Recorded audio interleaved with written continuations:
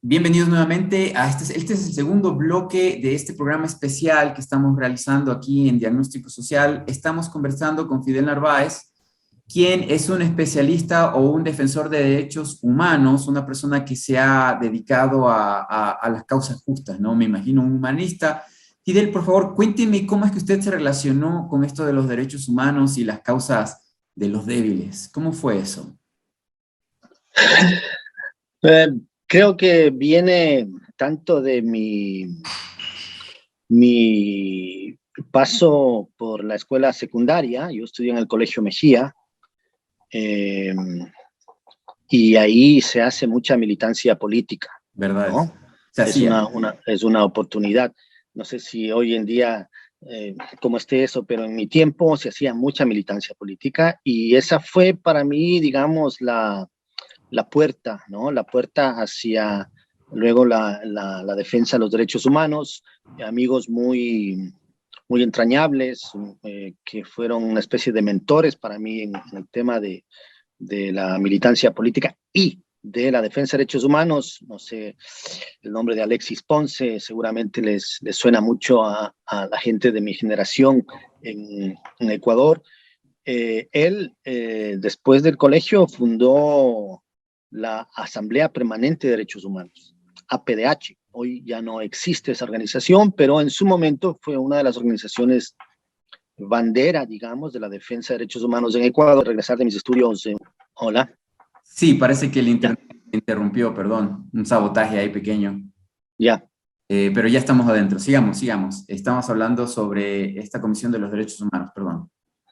Sí, sí, te decía de que yo milité en la Asamblea Permanente de Derechos Humanos, APDH del Ecuador. Ya la organización ya no existe, pero durante muchos años fue una de las organizaciones bandera de la defensa de derechos humanos en el país.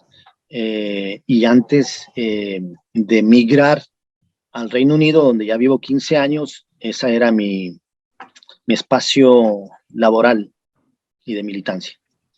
Perfecto. Bueno, entonces, ya en la embajada, cuando ustedes reciben la noticia de que Julián podía quedarse en la embajada porque estaba ahí reclutado porque lo iban a apresar, ¿no? Vino de Suecia hacia Londres. No sabemos muy bien por qué hizo esa jugada, ¿no? Sabiendo que todo ese territorio es parte de la OTAN, parte del control de Estados Unidos, días antes, semanas antes o después tuvimos el tema de Edward Snowden, en donde incluso el avión de Evo Morales en España tuvo que aterrizar y revisaron el avión, hicieron un daño, incumplieron todas las normas internacionales de protocolo de diplomático, etcétera, etcétera, al violar el espacio de un presidente, ¿no? Pero les valió, o sea, porque España es parte de este poder, ¿no? Del patio trasero de lo que es Estados Unidos. Ahora, Julián tiene esta opción, la Cancillería de Ecuador, a través de Ricardo Patiño, a quien conocí en algún momento durante mis viajes. Se queda en la embajada y la estabilidad de él se sentía, estaba supuestamente tranquilo, como era el caso de Snowden en Rusia, pero ¿cómo fue ese periodo, no? Después a usted lo remueven de la embajada también, cuando viene la época de la traición de Lenín Moreno. ¿Cómo fue todo este proceso? Sí, claro. Claramente hay que distinguir dos periodos durante la estadía de Julián dentro de la embajada. Él estuvo casi 7 años ahí, ¿no? Que es un asilo bastante largo. Claro. Sobre todo considerando que se trata de un departamento muy pequeño y ¿De cuántos metros además hablamos la embajada en Londres? estamos hablando de unos 200 metros cuadrados, apenas, eh, que no está diseñado para vivienda, Que hay pero que oficinas mayormente. además está ubicado justamente en un sector donde está rodeado de edificios que no le permiten la entrada de luz solar. Es un departamento muy oscuro, frío, bastante incómodo para trabajar, peor aún para encerrarse ahí durante tanto tiempo. No tiene un espacio abierto para salir a tomar el aire fresco o un jardín, nada de Un eso está balcón ahí. donde salía de vez en cuando, ¿no? Hay un balcón ahí, pero ese es un balcón muy pequeño que además implicaba riesgos para él. Claro. Tú te imaginarás exponerse así públicamente, pero Rodeado de policías así es. ingleses que podían Entonces, dispararle en cualquier él, momento. él en sus primeros años, si bien ha estado protegido, pero ha tenido que enfrentar este encierro. Para empezar, ciertamente tenía garantizado su derecho a trabajar, a publicar, a expresarse y en cierta forma, eh, como es él, en el término es adicto al trabajo, él se mantuvo Seguramente. siempre muy, muy activo, muy ocupado, y creo que eso le ayudó mucho a sobrellevar toda esa situación, ¿no?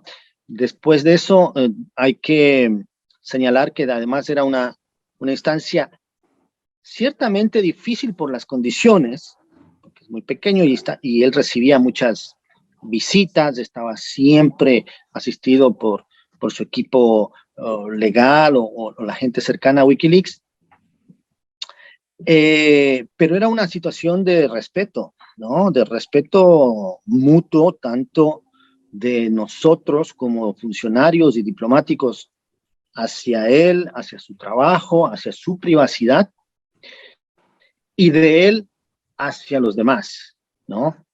Esta, eh, esta infamia, perdóname la expresión, que se ha querido posicionar por parte del gobierno de Lenín Moreno, sobre todo, ¿no? De que dentro de esa embajada se vivían unas condiciones de desorden, de irrespeto, de problemas, de conflictos, no es cierta, ¿no? En absoluto. Durante todos los primeros años, los 5 años y medio, diría yo, bajo el gobierno de Rafael Correa, hubo mucho respeto mutuo.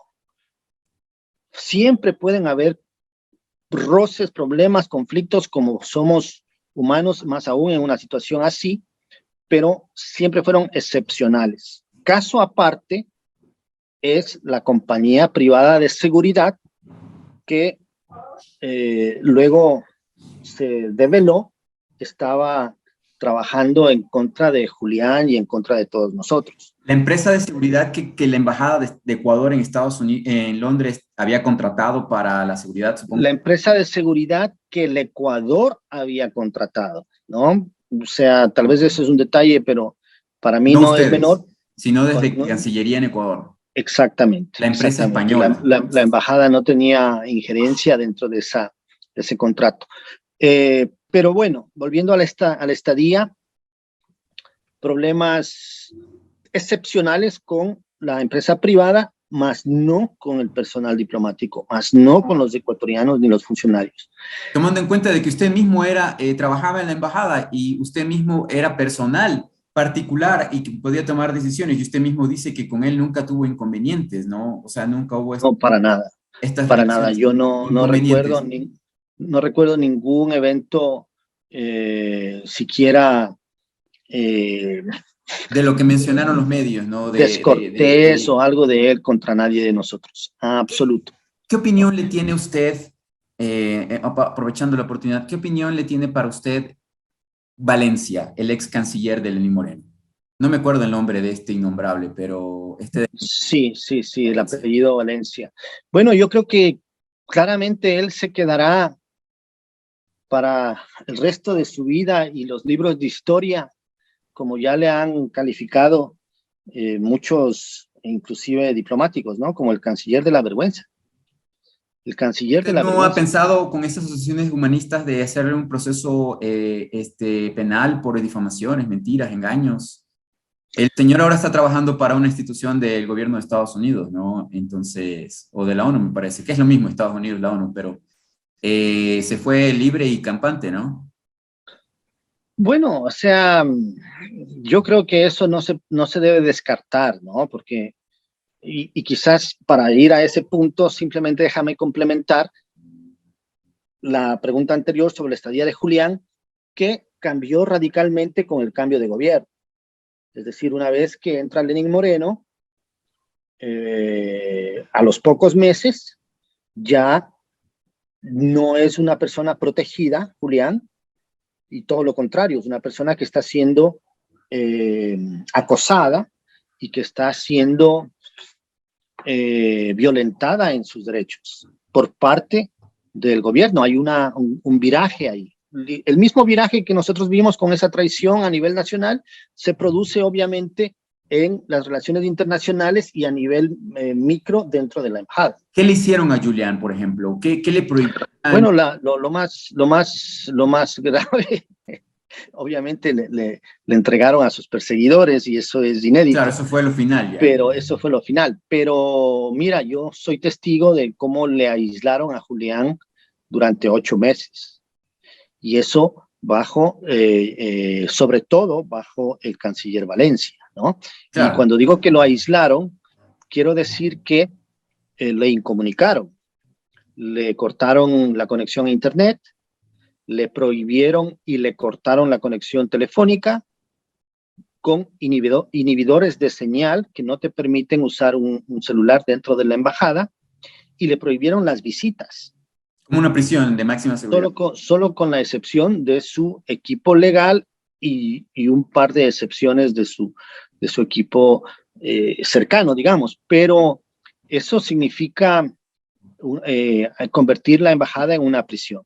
Claro, es decir que 8 meses antes de que él sea entregado a la policía de Londres, o sea que la policía de Londres viola el espacio de la embajada de Ecuador, rompiendo también todas las normas internacionales que tienen que ver con espacio de embajadas y todo lo demás, y ya estaba en una prisión. O sea, la embajada de Ecuador para Julián Assange... La embajada de Ecuador se convirtió en una prisión, lo pusieron prácticamente en aislamiento, como te digo, 8 meses, desde finales de marzo 2018 hasta octubre, me parece, que cuando se dan cuenta que no tiene sentido continuar con ese régimen, porque es demasiado obvio, porque hay demasiada gente que lo quiere visitar, porque ya organizaciones de derechos humanos incluso se dan cuenta de que él está siendo violentado de esa manera dentro de la embajada, cambian el régimen e introducen algo que también se desinformó mucho en el país,